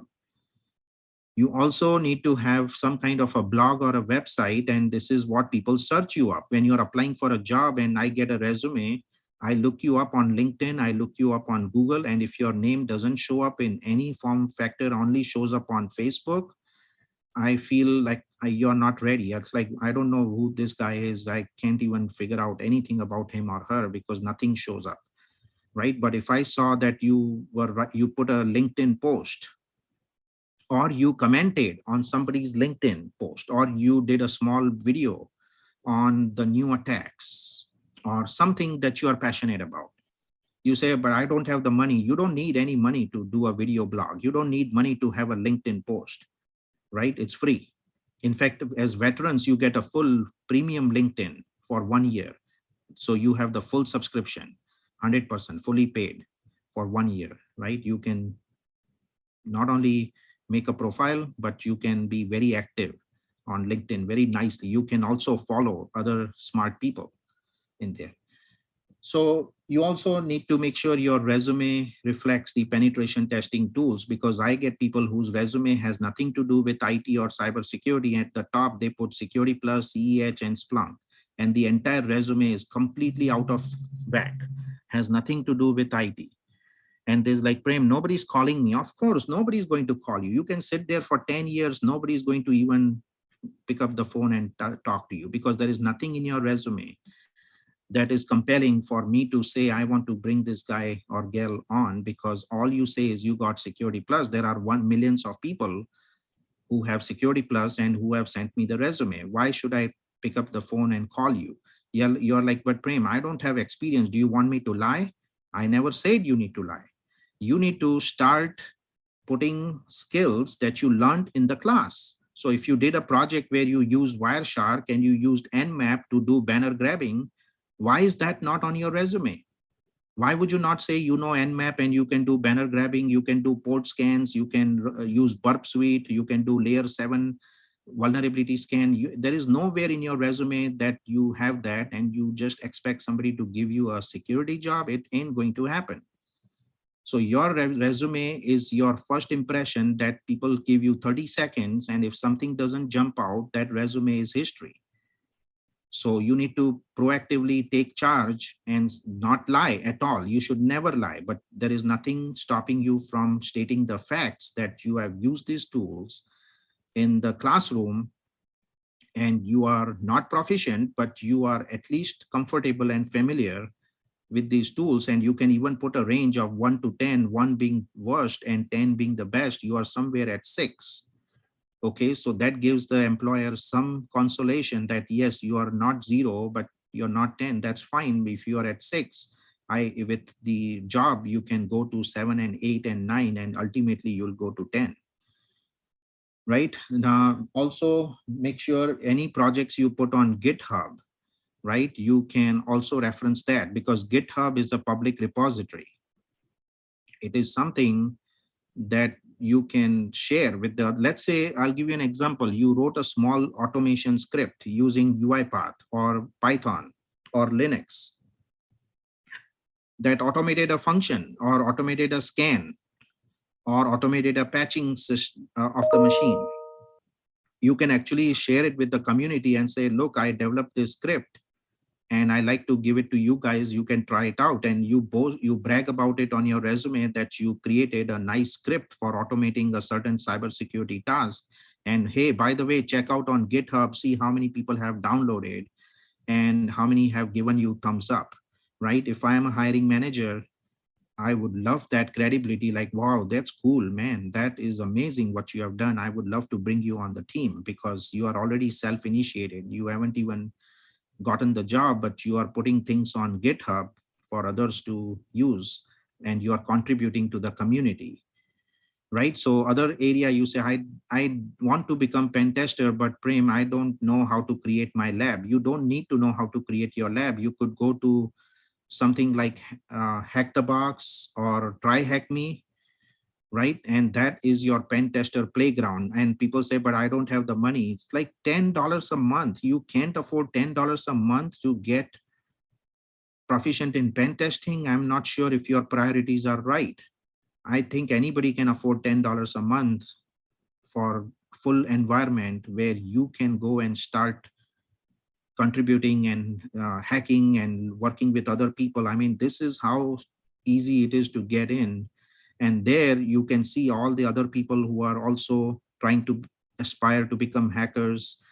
You can see where you stand in the leaderboard. You get motivated when somebody tells you, yes, you did great. You actually finished all these challenges and now you are moving to the next level. Imagine the credibility and the amazing sense of accomplishment that you get in this environment without having to create anything. This is running in the cloud and they give you all these leaderboards of how you are doing against other people. And there are other people who will also help you. There's a community out there. So you could take any of these, Try Hack Me or Hack the Box, or if you don't want to go all of that, you can come to us and say, Prem, I want to build my own hacking environment in VirtualBox. We have done meetups. Actually, if you know Ishan, he can help you. He is a pro at showing you how you install all these tools and start working on those yourself in your own computer without paying $1.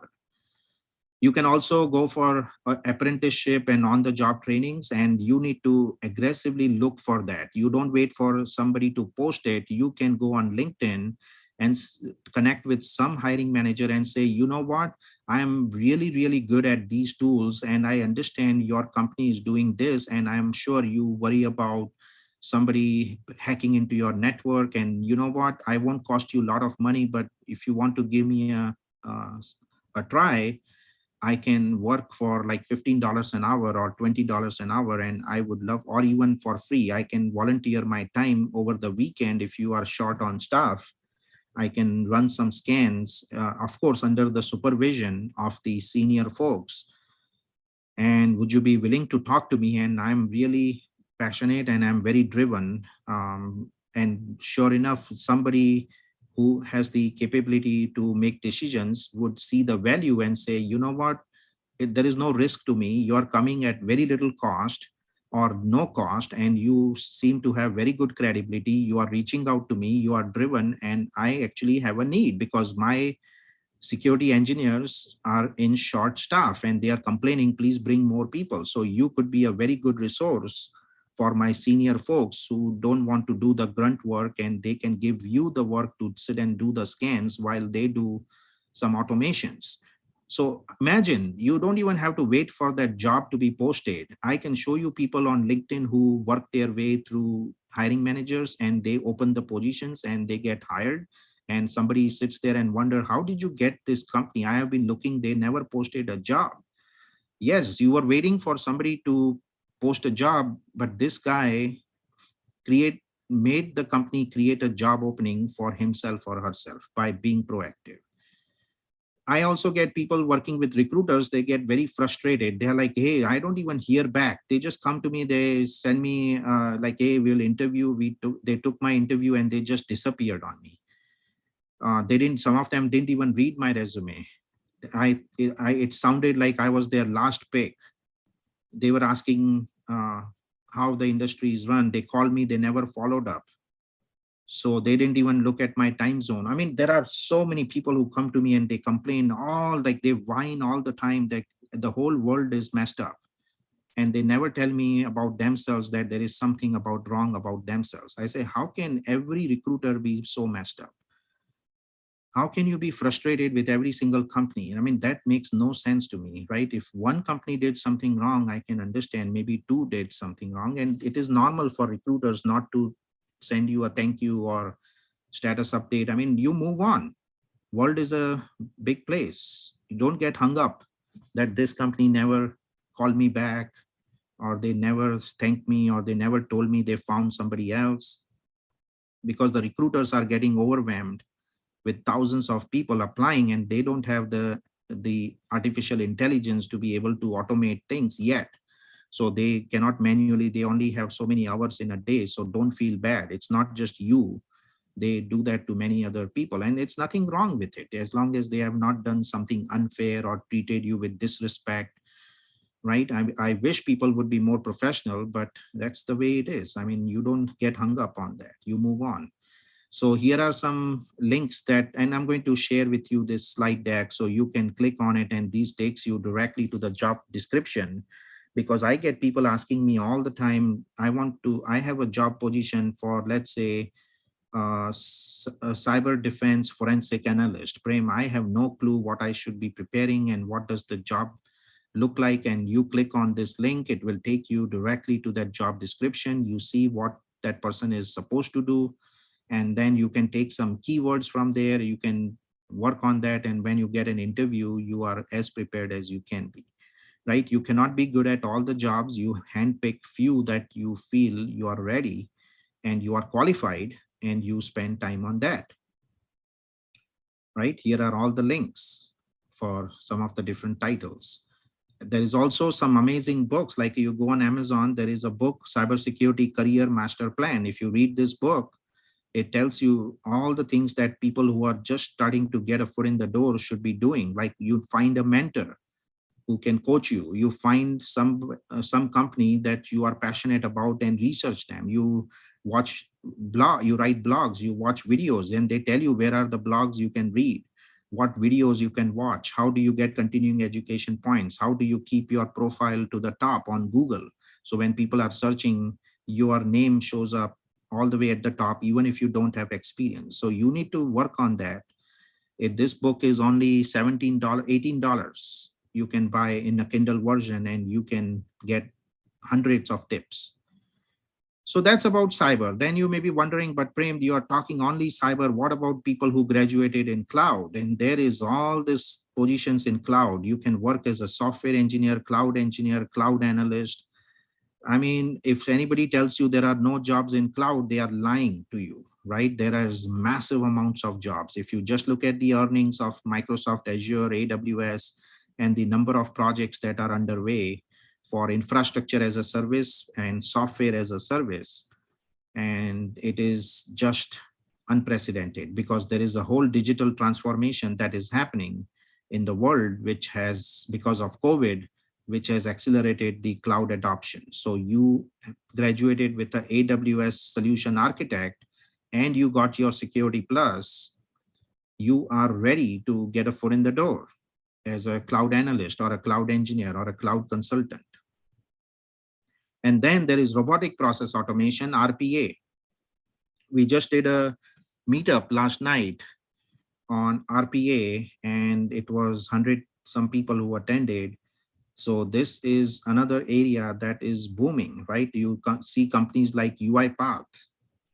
What it does, it allows you to learn how to automate mundane tasks. And tell me one company who says, I don't need automation. Every company is begging that we are drowning in so much back office work, and we don't have enough people, and we don't have money to hire any more analysts or business people or whoever it is. And we need somebody to help us automate the claims processing, the IRS tax processing, or the security patching, or the incident response process. I mean, you can absolutely find yourself not only a job, but some real money here if you have combination of cybersecurity skills along with robotic process automation. It's a very lethal combination. I don't see many people have both. They only know RPA, or they know only cyber, or they only know cloud. But if you combine that two or three things together, suddenly you stand out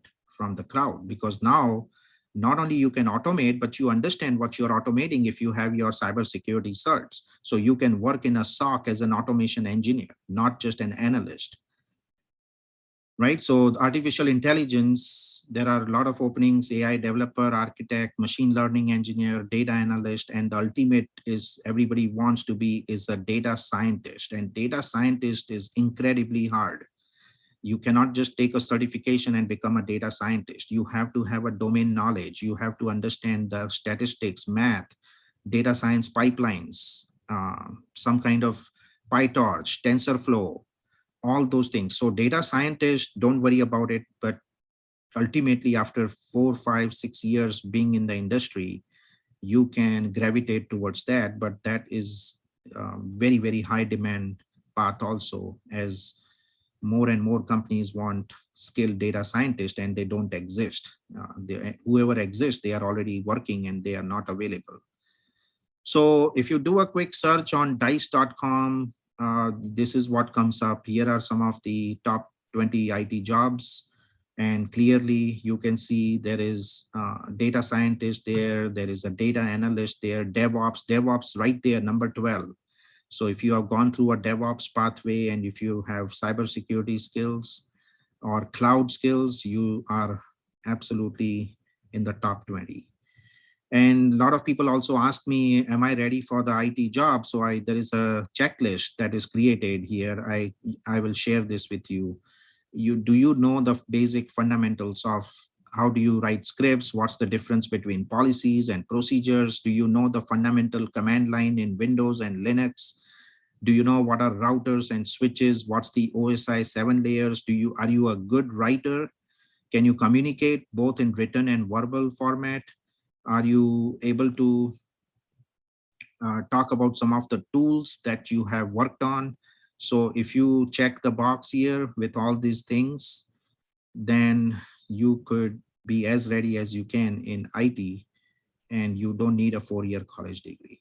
Make sure your resume is top notch. So if you come to Intellectual Point, we invest a lot of money in giving you top resumes. It's unfortunate if you don't leverage those resumes because they are written by some of the top professional writers, and you are very fortunate to get that, because not many schools will sit there and give you resumes. They will make you sit and write that, and you may have no clue.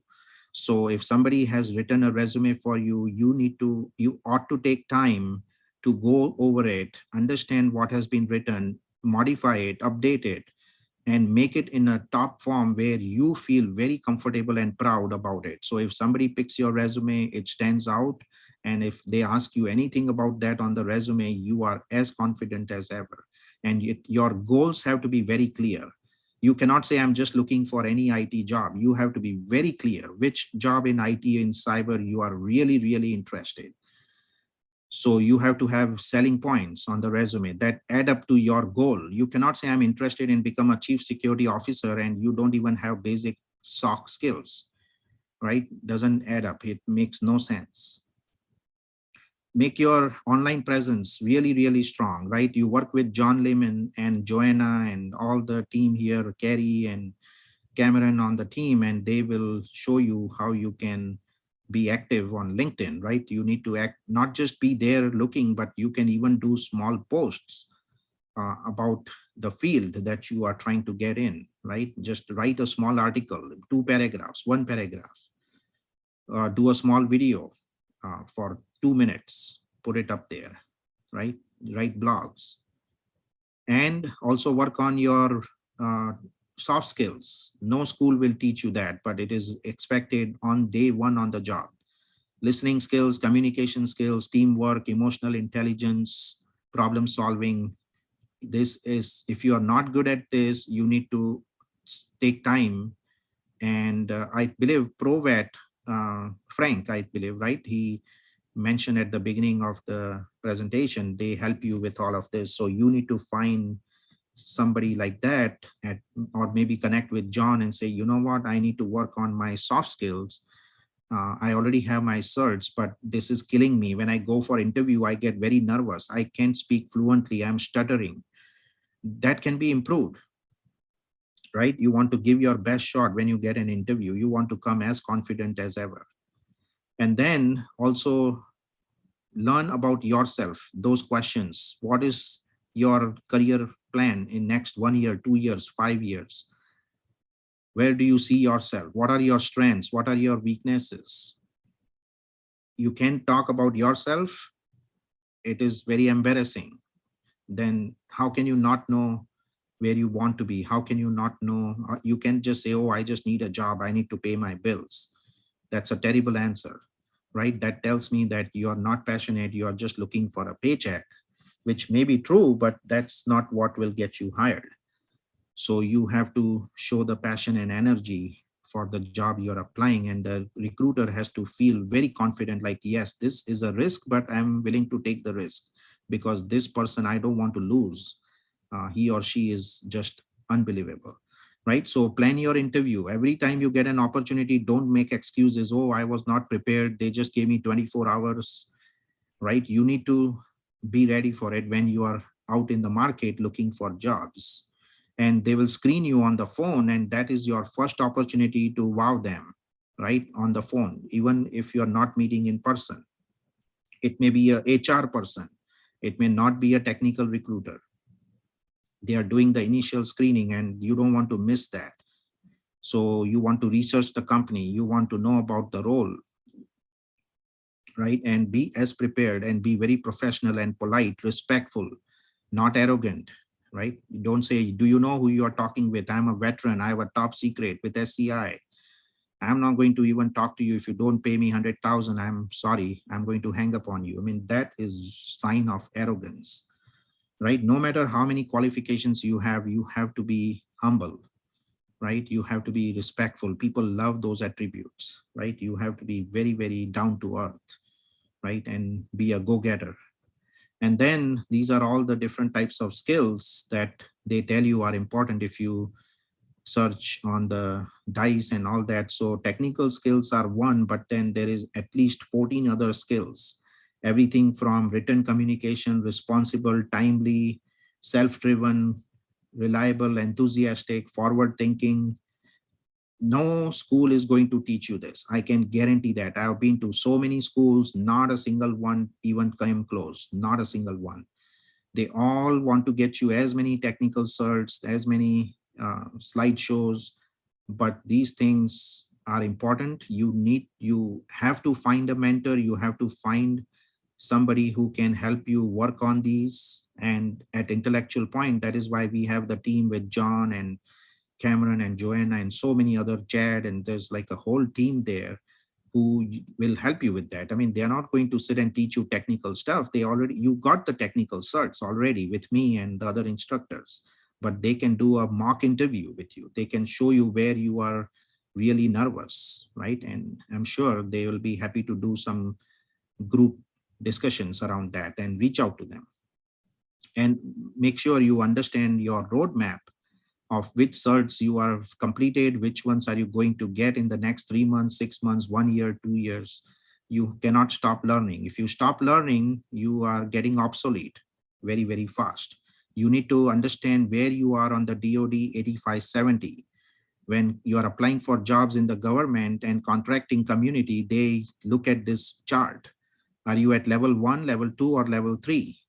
What can you do if you're already at level 2 and you're not getting too much success with interviews? Why don't you push yourself to level 3? And you say, but how do I do that? You could take a CASP, CompTIA Advanced Security Practitioner. We are teaching that class next week. You can jump in, get that knocked out, and in 2 weeks, you could be pushing yourself to level 3. Or if you already have experience, you can go for a CISSP, and 2 months, you can get a CISSP. It doesn't take 2 years. There is a veteran career exploration night coming up on June 15. Don't forget that. I and John get on that forum and we open it up for all kinds of questions. We guide you, mentor you, show you how you can connect with recruiters, and all these folks who presented today from Cognosante and Grindstone and ProVet. I mean, this is connections you make, and they reached out, they are presenting, and they are telling you all the tips. They are showing you where the jobs are. you need to absolutely step up. You can subscribe to YouTube channels. You can subscribe to the Digital Natives Meetup. We have 5,000 plus members now. This is all free education and networking that you get sitting in the comfort of your home. And finally, this is the job board that has thousands of jobs that are posted with different companies on Intellectual Point. So what we do is we consolidate the jobs coming from different companies like Cognosante and Apex and CSEI, and they are all available there for you. Can create a free account by going to that link. And there is an entire list of resources, including some mock interviews, career orientation signups, and YouTube channels right here that you can completely subscribe to without spending $1 and be involved. And that's how you can contact me. So let me give you the links first in the chat, and then we can open it up for any questions.